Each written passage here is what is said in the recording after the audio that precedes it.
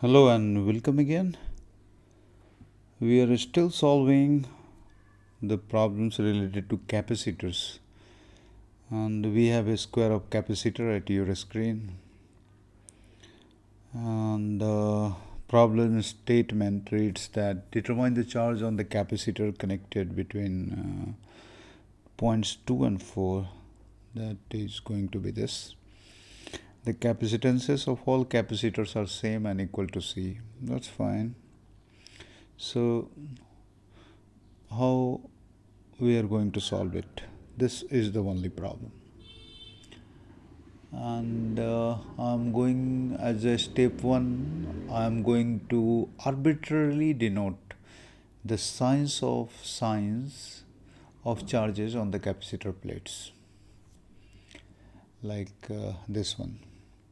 I will give you a positive sign, and this plate I've just assumed that this plate of capacitor is positive and this plate is negative, and in the similar manner we can do this arbitrarily for all of it.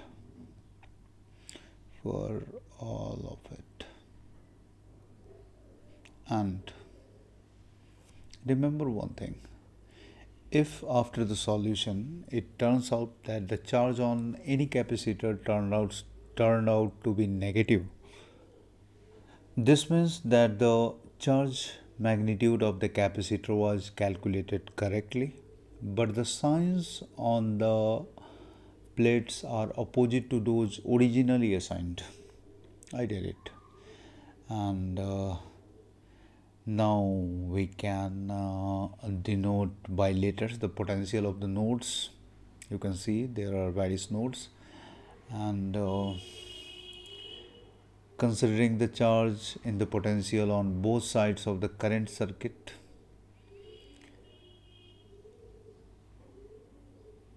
of the current source.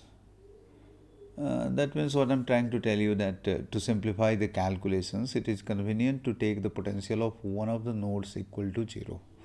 That is, choose a node of 0 potential, and in case I'm choosing node 5 that is 0 potential, so that the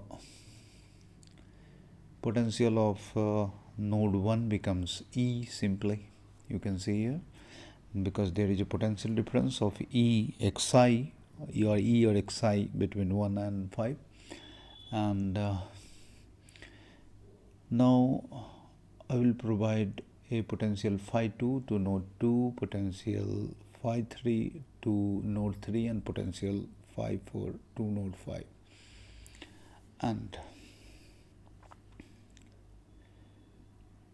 now in the next step, that is our third step.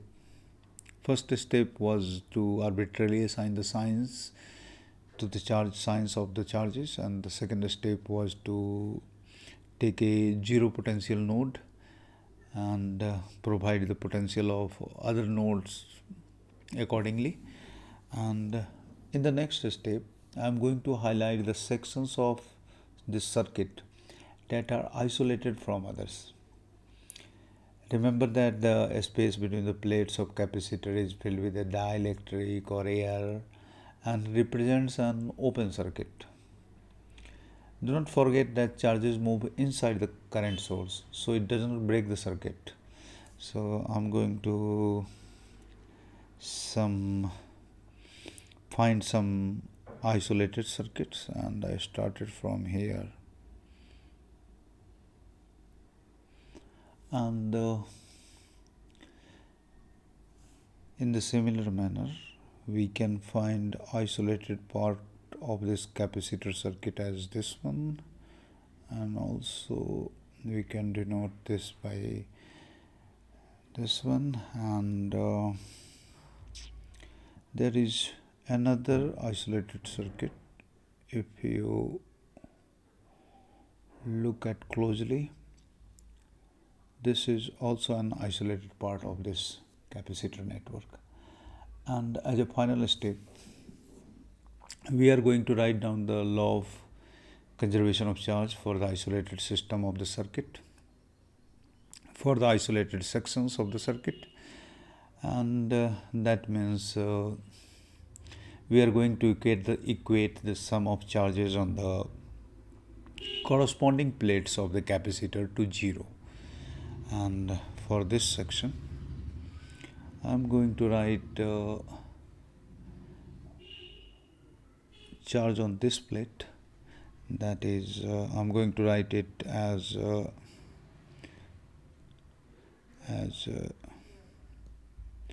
minus Q12, 1, 2, and this plate is minus. So I'm going to write the charge on this plate as minus Q12, and then this is positive charge. It lies between node 2 and 3, so I'm going to write it as plus Q23 plus the charge on this plate is 2, 4 plus charge with nodes are 2 and 4, so I will write it as Q24, and that is equal to 0. And for this section I'm going to write as minus Q24 plus Q34 plus Q45 equal to 0. And for this section, this whole section, I have to write the equation as plus Q12 plus Q13 minus Q35 minus Q45 equal to 0. And now we can express the product. We can express the charges as the product of capacitance and corresponding potential difference. And I would like to remind you that when writing the potential difference, you should always subtract the potential of the negative plate from the potential of the positive plate and substitute it into the system of equations obtained. And the system of equations are this for the charges. So you can write here as this is basically, this can be written as minus Q12 can be written as minus C E minus phi 2 xi minus, that is xi minus phi 2. And accordingly, as you can see and write C phi 2 minus phi 3 plus C phi 2 minus phi 4, and that is equal to 0. And accordingly, second equation can be written as minus C phi 2 minus phi 4 plus C phi 4 minus phi 3 plus C phi 4 minus 0, and that is equal to 0. And last equation is